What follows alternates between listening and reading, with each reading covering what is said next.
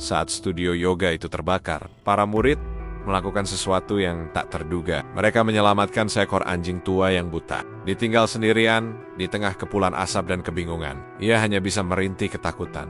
Tepat saat api mulai mendekat, seekor kucing kecil muncul, menempelkan tubuhnya, menuntun langkahnya keluar. Mereka bilang, anjing itu selamat. Dan kini, setiap kali ia memulai harinya, ia menunggu sebuah sentuhan. Bukan dari pemiliknya, tapi dari sang penyelamat kecilnya.